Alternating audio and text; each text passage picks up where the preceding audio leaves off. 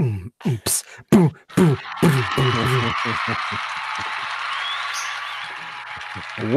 to 2019, where I will talk in a monotone voice for the entire year.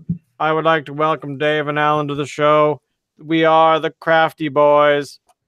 Yes, we are. Trying to throw a sign. I don't know how, because you know I'm only 5'4". Happy New Year, guys! Happy New Year, Dave. You've been working a whole lot, man. What the hell? What? Sorry, say again. You've been working a whole lot. Is that kind of a thing, or like is this something new? Like you decided that working hard was a good idea, or just slacking off all day? You're a funny man. But then we all knew that working hard is a good thing. Oh my God! How long have you known me for? A long time, and I suspect that this might be the first time you've actually worked in your life. Is that right? Or no, that was what your mom told me. But yeah, so the reason I'm making fun of Dave is that A, it's my thing, but also two, I actually sent Dave a message, I don't know, a week ago, and I also recorded him a video message, and I sent that to him around the same time. I've heard nothing at all, like zero from you, Dave. So yeah, it was kind of amusing to me that I've sent I have to publicly apologize then, because the message, I did end up watching the message, but I assumed that you had sent it to me Christmas Day because you called me. That's true. I called you. Yeah. You didn't answer. I left you a message on Duo. I also sent you some texts. Nothing. I was actually today, seriously, I was beginning to think you might have been injured. Like you were actually like in a coma somewhere. Like, yeah, I messaged Dave like a week ago. And I was thinking, is he like in the hospital? Like, and then I am just looking at things here. Okay, all right. Things. So the message that I sent you here. I got one message from you. Let's see. I left it on when did I leave it for you? I left it on the 20 something. Something like that. Anyway, I did send you something, and I sent you so I emailed you and stuff. So but yeah, there was a point today where I was actually kind of going, oh, we have a show tonight. It's Wednesday. Holy cow, I can't believe it. It's after New Year's. What the hell? I haven't heard from Dave. I wonder if Dave's okay. So, I just wanted to tell you right now, Dave, that I'm concerned for your well-being. Alan, you're taller than me, so it doesn't matter. Although Alan has a new machine that he's going to hopefully try next week to see if his webcam will be fancier. Sure. Ooh. Yeah, because it's a little tiny thing, which is great. It should have the power to do the stream. Small things come in great packages. Yeah, but today today's a special day. Alan pointed out finally arrived in episode 85, which was recorded. When was it recorded? January 4th, 2017. So very close to 2 years ago. In 2 days, it'll be 2 years. So yeah, so two day so a couple days from now, the Cellar Dweller is the beer, the Old Cellar Dweller from Driftwood Brewery. Right. To remind everybody, we bought this 2 years ago with the intention of drinking it on January 4th, 2017. We were advised to sit on it for about a year at least, and then drink it. So we decided not to drink it that episode and sit on it. After a year, we said, well, we've sat on it for a year. We may as well sit on it for another. This leads us to tonight. So I think we're going to actually open this thing up. And this is kind of bittersweet, actually. It's like we've been sitting on this for 2 years. I feel like I've raised it since it was a baby. I feel kind of bad. It's kind of like, you got your baby turkey and everything, and you raise it, you call it Mabel and everything, and then you got to take it out to the back and chop its head off. I'm feeling a little bit about that. But anyway, we're gonna give this a go. We're going to crack these babies open now. Of course, don't forget that you have to do this very, very gently. Present your weaponry, boys and girls. You have to take the knife off, and you basically do this without, don't hold it up in the air. But essentially, you want to cut the seal of wax very gingerly without taking off your fingers. And then in theory, once you've broken that, you should in theory be able to pull it up. Now, I notice I'm saying in theory. This might be a bit harder than things, but luckily mine is dipped in wax, but it's also got a thing here. Yours has a thing? It's got a thing. Actually, you know what? I should take Mine a picture of does too. this. What's the thing that it has? I'm gonna take a picture of this. Hang on 1 second. Let me get my camera here. I want to do it before I break the seal. I'm having problems. You and me both. I've never done this before, so I'm seriously concerned that I'm going to take my thumb off.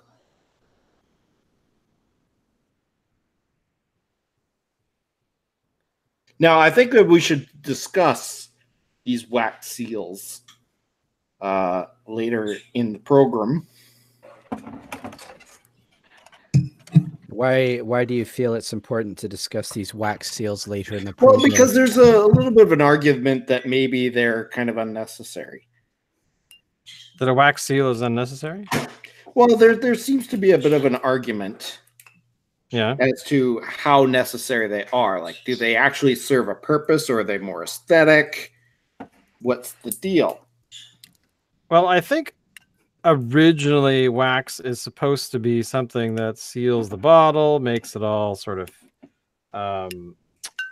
keeps the freshness in. But I do get your point. I mean, there's definitely going to be something about wax that, if it's not applied properly, I mean, that's actually one of the things too, is that the wax is, it's something that can, be applied incorrectly. And so therefore it doesn't really do the job that it's intended to do. So, again, I've got the wax off of mine here. Wax on, wax off. Wax on, wax off. All right, so almost got mine open here. Okay, so I got the wax off mine right there. I've got one little problematic bit of wax here. It just does not want to give it up. All right, there we go. And I am going to open up the cap here. Okay. Oh, I need my... wow. I need a bottle opener. Okay. The smell. Okay, here we go. I need my... Oh, hoppy. Hey, Peanut Gallery. Oh, never mind. I found my penis. So, now the Old Cellar Dweller, I believe, is an American-style barley wine. Which is different from, say, the Thor's Hammer, which we've had previously, which is an British style barley wine. Okay, the wax is off. I wonder if one could argue a more authentic. Well, we'll discuss that a little bit, actually. Oh my I don't God. think there are any authentic barley wines made today. Except for the one we're about to consume. Wow, that smell is just strong. It's so strong, isn't it? Whew. All right, I'm now this one comes here. in at what is it? 11.2%. 11.2%. A barley wine brewed back in, I guess, 2016. 2016, yeah. So this is a 2016 vintage. That's how it looks. Now, barley wines can appear as light as this to like opaque black, which is what the Thor's Hammer is. It's like, yours. What's the deal? Is yours actually orange? Mine is more yellow. Yeah, so it's more sort of like an amber color. It looks like it's non-filtered. And barley wines can absolutely be this way. This is the more American style. They're more hop. They have a lot more hoppiness. Wow.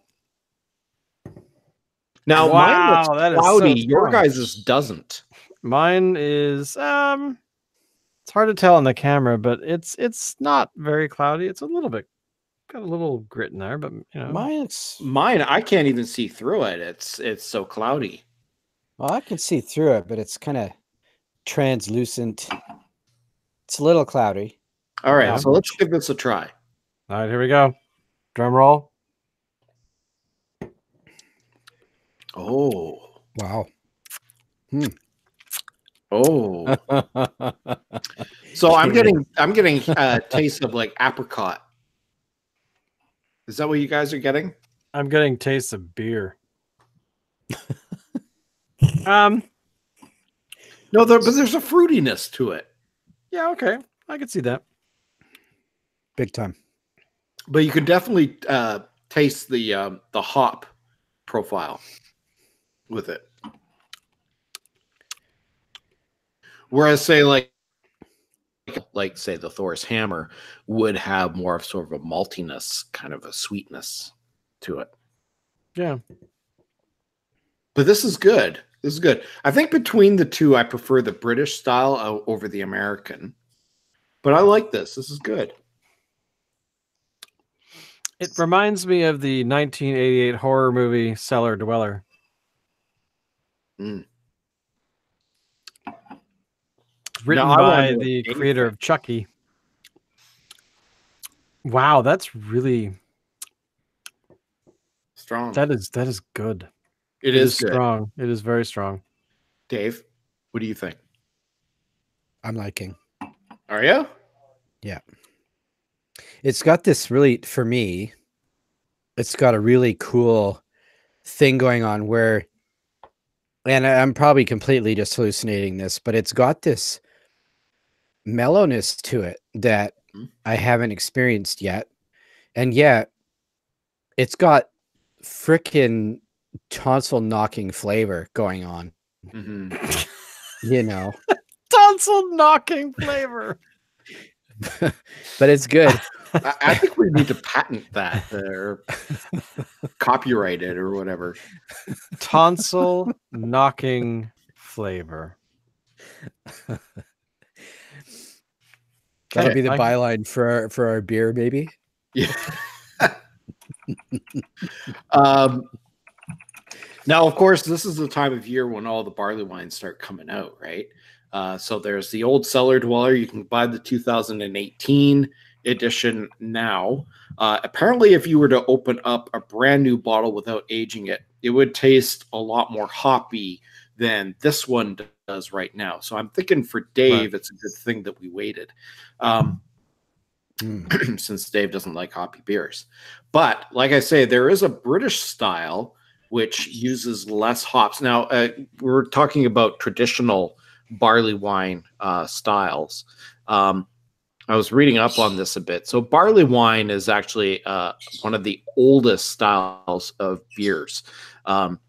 Way back when it was first made, however, it wasn't used with hops at all. And all barley wines today are made with some kind of hops in them, either in a limited amount or whatever, but there's hops in every single barley wine that's out there today. So none of these barley wines are really traditional. But they're wines in name only. They use grains to make them and not fruit. So that makes them technically a beer.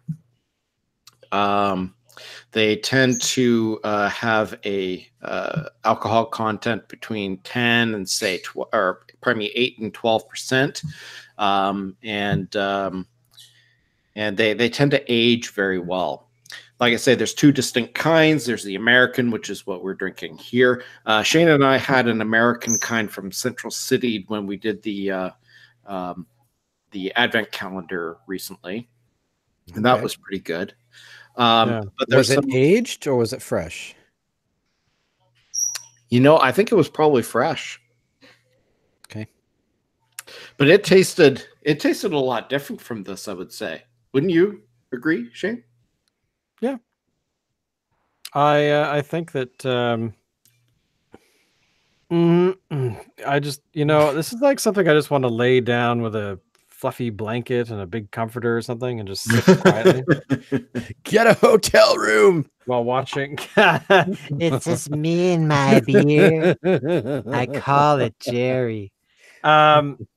It's actually, yeah. I mean, it's definitely one of those beers that you are not going. I'd take this home to mom, to show off to mom and dad. This is like the beer snobs beer, isn't it? Yes, lovely. I certainly think that this beer is going to be very well received at the party. Are we going to be going to the yacht club before? I'm not sure, but the golfing is going to be just exquisite. You have to have a monocle on. Hello, lovely. There we go. So, darling, I really think that we're going to be dressed up so incredibly well. I mean, our maturity levels are just epic. That fellow over there is only wearing a suit. How droll. How droll. I mean, really, when you think about it. What is it about with, like, rich people,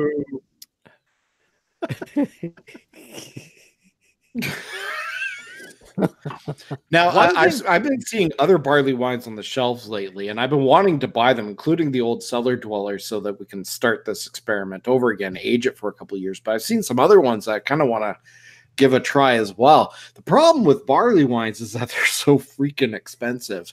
So the Old Cellar Dweller, if you were to buy it right now, would be, I think it's about $12 a bottle here in Victoria. Right. I have not seen Thor's Hammer on the shelf yet this year, so I don't know what's going on with that. House Sound has their Woolly Bugger, which is also very popular. That is out now, and I believe it's about $12 a bottle. I'm looking this up. The Woolly Bugger by who? House Sound Brewing. All right, House Sound. The Woolly Bugger barley wine. All right, I see it. They put it in their growlers. They don't even mess around with bombers. Well, they do have it in bombers, yes. Ooh. I've seen it here in Victoria. Interesting. One thing I really want to try, Souk Brewing has a barley wine. Now, Souk Brewing doesn't typically bottle their stuff. You have to go to the brewery and get it from the brewery directly. But they put their barley wine in bottles starting for this year. Oh, cool. 500 milliliter bottle. So it's quite small, is coming in about $15 to $16. What? Yeah. I really want to try it, but I don't know if I want to try it for 15 or 16 bucks a bottle. Right. Oof. Where have you seen it? Have you seen it anywhere that's like available? I have seen it. I have seen it at Liquor Plus and Liquor Plus only. Okay. So I was wondering if it, yeah. Persephone Brewing has a barley wine. Comes in a bomber bottle, and again, that one's about $12 a bottle. And there's some other examples as well. So, I mean, if you're into cellaring beers, like buying beers and aging them for a little while, and I would love to have a collection of these beers, you'd be looking at spending quite a bit of money, but it could be worth it in the end when you finally open them. Well, given our experience with this one, holy shit. Yeah, this is one that I don't want to end. I don't want this. So our stream is going to be at least 4 or 5 days long. Yeah, Dave, you better call your boss. You're not going in for a while. Okay. So I guess ultimately what we should be doing today is determining how everyone's holidays were. Let's start with Alan. Alan, you were holding the fort in Victoria. Tell the fort in Victoria. How was your Christmas, sir? And your New Year as well? Oh, Christmas and New Year's were good. Fairly quiet, actually. This was the first year that my oldest son was actually old enough to be able to afford to buy gifts for the family. Really? Yeah, it was kind of a weird experience. So, like, so many years of us going out and shopping for him and buying him toys and stuff like that, and him making something at school, with like elbow macaroni and sparkles glued on it and stuff. Suddenly, so he got me this cool Fitbit Versa. Holy. What the hell? Oh, wait a second, hang on. Okay, your heart's beating. Okay, good. Yes, my heart is beating. I was worried, man. I was totally worried. He got my wife one as well. So, I mean, that's a big spender. That boy's my wife making some money. I was gonna say, holy. Well, yeah, he doesn't have a lot of expenses either. So, get a job. Oh wait, no, he's already got a job. He's got a job. And oh my god, those things are like $230 a piece. Yeah. Wow, geez. Well, at least you know that you're going to go to a good home when he puts you in one. But you know what? The best gifts that I experienced weren't mine. They were ones that my younger kids got. My youngest son got a one of those app controlled Sphero R2D2. Oh, cool! Toy. Tell me more about that. Yeah, it's pretty cool. Where is it? Bring it up. Bring it up. Let's see it. No, I don't have it right here with me. Oh, darn. And if I started playing with it, he'd probably bug me about it that I stole his present. Okay, all right, fine. Yeah, perfect excuse, man. You're demoing it for the boys. Yeah. Right. The boys need to know. It's totally not weird or anything. Yeah. All right. So enough about me, though. What about Dave? Yeah, Dave, what did you end up doing this year, man? Well, I did a little bit of running around, unusually. Unusually? Let's hear more. Well, yeah, because my butt usually just kind of settles in somewhere, and that's the end of it, right? But this year, my lady happened to be doing some house sitting in Nanaimo, so I was doing some driving, a fair bit of driving for me, and visiting her. Other than that, it was about the peeps, I guess, really. Right. My family doesn't do gifts, sort of, fortunately. So Donna and I did exchange, something small, but that was it. Small? For yes. My girlfriend and I exchanged something really small.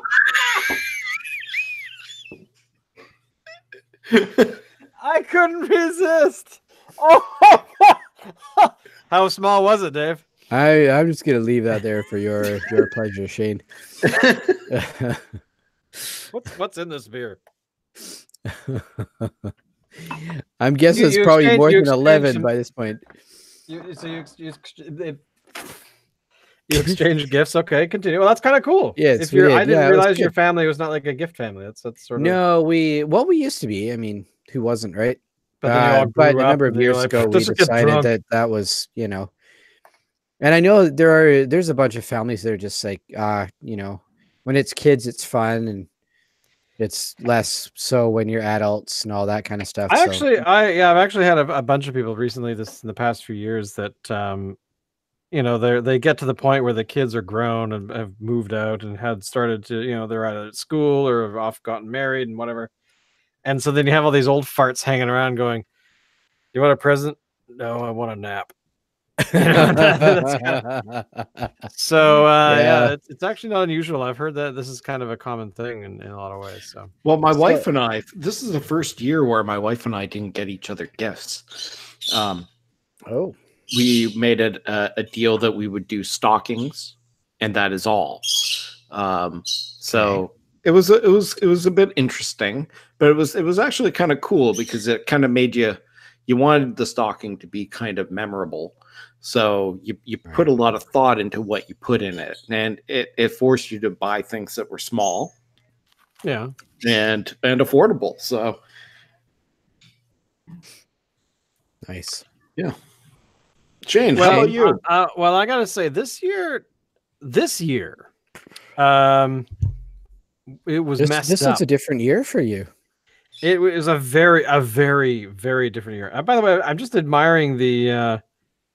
Did you guys look at your caps? My cap's actually rusted. Really? Oh. Just on the outside, not on the inside. No, I just realized that. Wow. This year was weird because we've had because of Allison going off on and hanging out in Australia for the first half of December.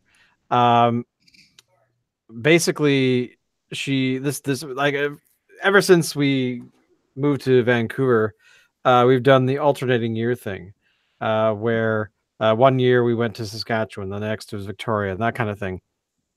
And with the exception of 2007, where people actually came here, it's primarily been a back and forth kind of deal. In the last few years, we've done a couple times. We've actually been in Victoria for Christmas morning, and then we'd fly out at like noon to go to Saskatchewan. But it was aside from doing that, we've basically have never really been here. I think we woke up Christmas morning here once, and then we're on like the 7 a.m. ferry to go over.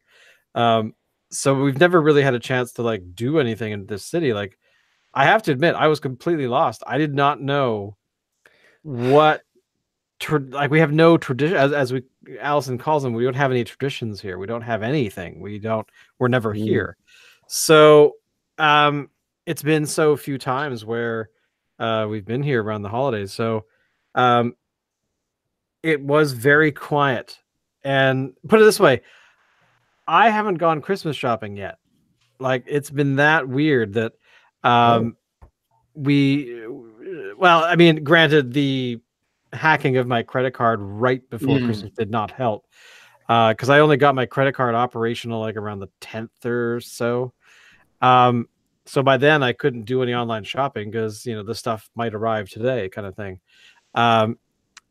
So I just said, screw it. I couldn't actively buy things. I could go to stores and things like that, but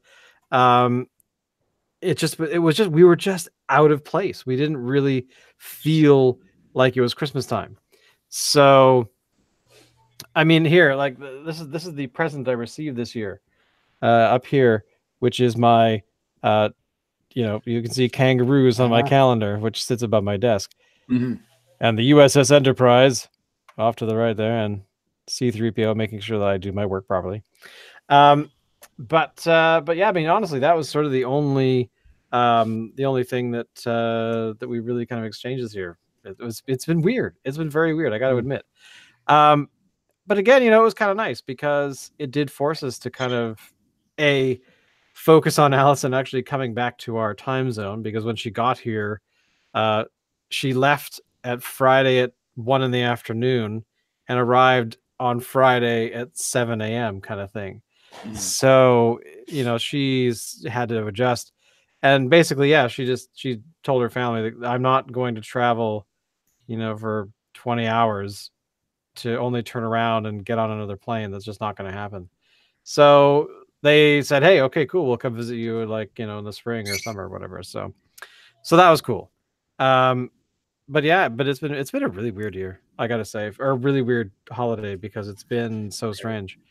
But hey, I have the old Cellar Dweller, so it's feeling a little better now. Well, and it's a new year here, so it's a new year for the Crafty boys. We're gonna start with like new beers, and happy new beer. Happy new beer. Yeah, I you know, I'm kind of looking forward to what kind of beer we decide to have. Like, you know, it's been funny because we had this break for the last couple of weeks, and I haven't really thought about beer at all. I've had some, mainly stuff I've made, but overall, yeah, I'm really kind of. I've been seeing lots of really cool stuff out there that I want to do on the show. Let's hear it. Hopefully, huh? Well, let's hear it. Let's hear it. Well, right off the top of my head, I was actually at a Christmas gathering with some people from work at Brown's Social House, and they had an IPA on the menu. It was called, what was it called? Galactic Dragon IPA, and it was amazing. I don't know if it was poured from you know, through a tap, so maybe it tasted a little bit better. But it was from Odin Brewing out of Oregon, okay. And I want to do that one on the show. Odin Brewing does not have a website. Odin? ODIN? ODIN Brewing Co. in Tukwila, Washington. Tukwila? Was it in Tukwila? Apparently they're not that far away. They have an address to their it's Galactic Space Dragon. Galactic Space Dragon. Let's see. Oh my, their old website has exploded.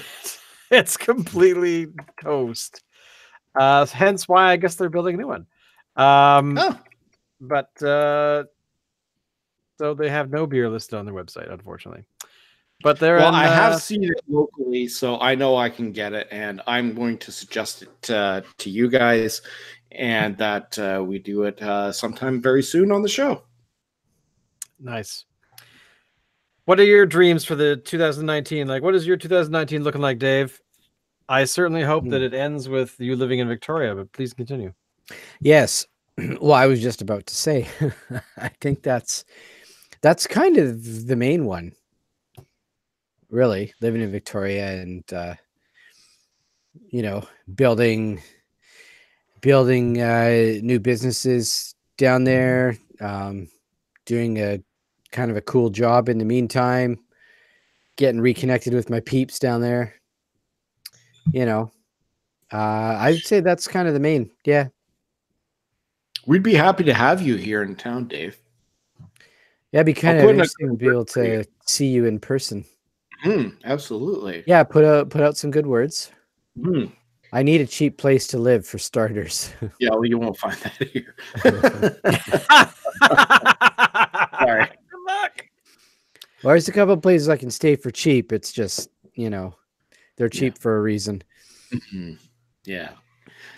Yeah. I know somebody who has a bachelor suite, and granted it's downtown, but it pays, I think, $850 a month for it. So, and that's actually considered to be kind of good. So I was going to say that's kind of a steal compared to. Now that is downtown. That is downtown. There being a little bit of a premium on that baby there. Well, what do you think rent should be, Dave? Free. Living at your parents' house too long, aren't you? We should never have to pay. No, it's not really about. This is a huge conversation, man. Oh no, because the reason 30 seconds left, Dave. The reason I mentioned it, Dave, is that I was actually the other day looking up, and I did bookmark a bunch of rental places for Victoria, British Columbia. And the average rental price for a 1-bedroom, a simple, not a bachelor, I did find some bachelors as well, is about $1,500 in Victoria, BC. So that's.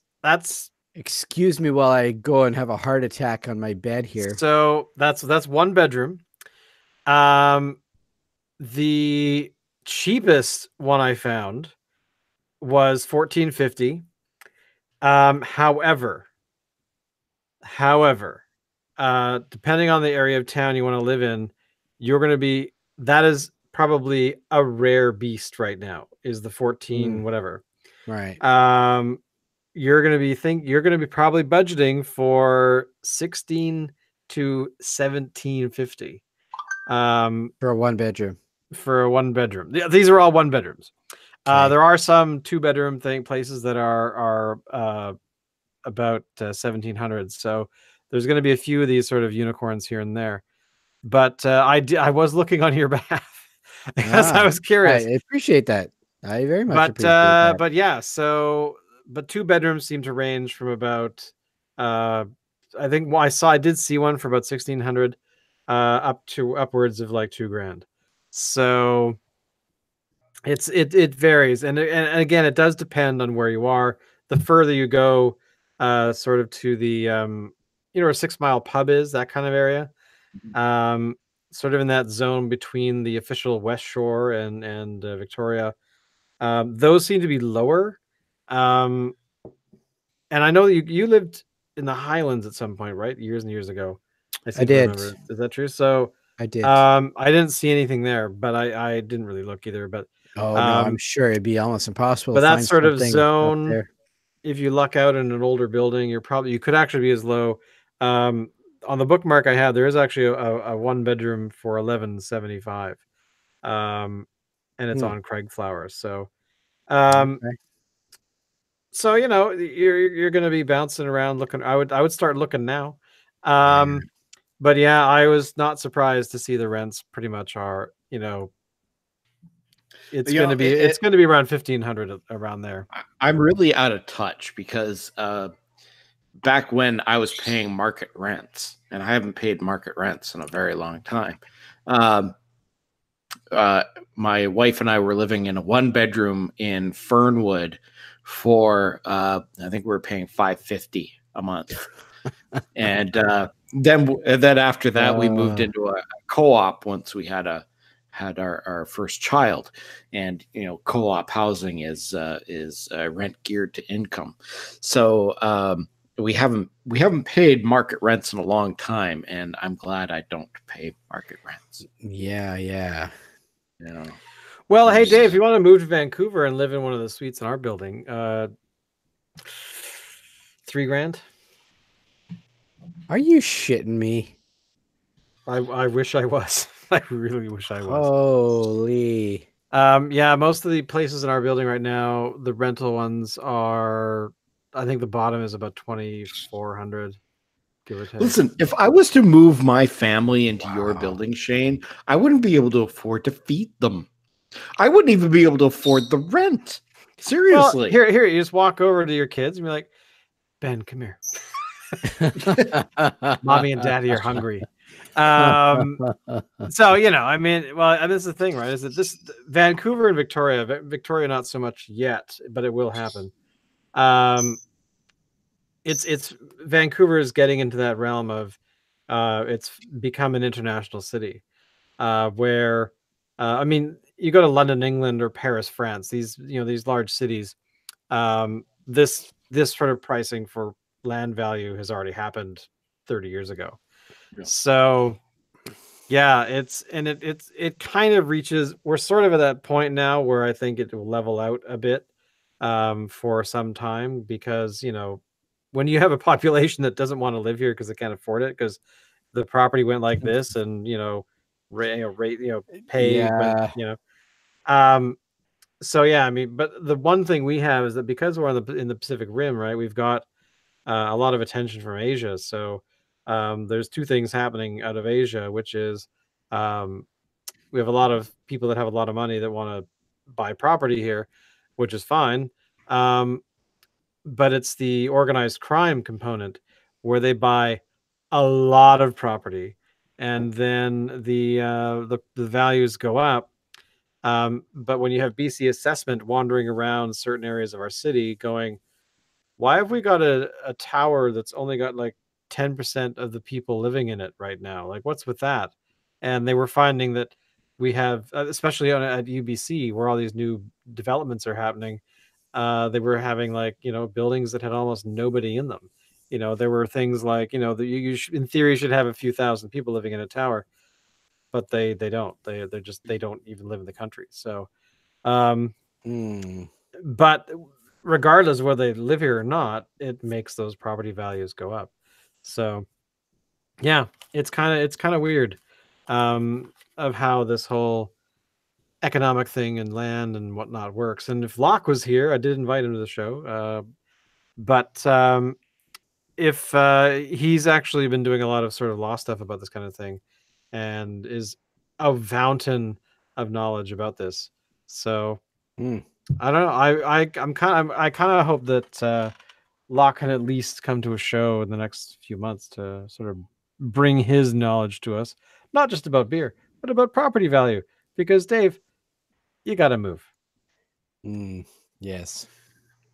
But overall, yeah, I mean, it's insane, and I understand if you want to live in Uptown. I can tell you right now what Uptown's running. Let's see. Uptown. Yeah, I'll pass. Thank you. Victoria, BC. Here we go. Uptown is cool. Uptown. the average going price in that region, pardon me, is oh my god. My god. I found one for 1,200. Shields. Whoa. Shields. But yeah, 1,450 seems to be the starting point. 2,300. So there you go, Dave. So the days of the 550 and the 800 and the even 1,000 are long gone. Yeah. So I hope that business goes well for you, man. Mm. All right. Wow, so that's we really rolled- depressing. Oh, wow. We're so sad. But anyway, yeah, I think do you want to leave it at that, or do you guys want to talk about anything else? No, I think we can leave it at that. I gotta say, 2 glasses of this is good. Old Cellar Dweller. It's Old been a long time coming. Yeah. Episode 85 to now. What episode number is this? 170 something? 173. I don't remember. My numbering is thrown off because of the Advent. I think it's 173. 172. Oh, 172. So from Our 85, last one on the 19th of 172. December. Nothing like the soap. Nothing like the soapy aftertaste of that Whistler Brewing winter blood orange chocolate dunkel, which was great going down. But yeah, this is fantastic. Good job, Driftwood. 2 thumbs up and every other appendage that can be put up. Wow. Not that appendage. Wow. Yeah, grow up, Dave. All this Yeah, innuendo you keep bringing up. I'm totally mature and would never do that. Yeah. Never. But I saw the Tragically Hip, so it's okay. Damn, this beer is good. Okay, well, thank you all for completely tolerating us for our first show 2019, but that's usually how these shows tend to go. Yeah. But we'll be back next week. I don't know what beer it is. I'm not even sure who has to choose it. I think it's either Dave or Alan's choice, maybe. Whatever. We'll figure it out. It's Alan's choice. Yeah, because I chose the chalky, soapy aftertaste beer. So that's true. You did, jerk. So I'm sorry. I'm sorry about that. But yeah. So thank you all for doing. Hey, I say we institute a policy where you can't call a guy on anything because that's true. That's true. Right. Yeah. I know I've chosen 1 or 2 that certainly didn't go over well. We're total stinkers. Mhm. Although, quite honestly, I don't think we've had an absolute stinker where we denounce the beer entirely. I think that we never have. The closest we came was the cucumber, whatever the hell it was. That's summer Beer's beer. kind of like pizza. Even when it's bad, it's still pretty good, right? It's true. It's very true. But unless you buy Swamp Ape from whatever the hell that place is, I still want to get that for all of us. I just have not figured out how. But anyway, thank you all. Spread the word. Tell people about our show. Don't forget to do all the stuff in the doobly-doo down below, which is like, stalk us, essentially. Find out what we're doing online. And I certainly hope that we're as entertaining as we think we are. But at the same time, we're just a bunch of dudes drinking beer. So we need sponsors. Yes, we need sponsors. Please give us sponsorship. We'll take free beer at this stage. So, because we have 6 billion subscribers now, and we have to keep up appearances. So, or something. I don't know. What is in this beer?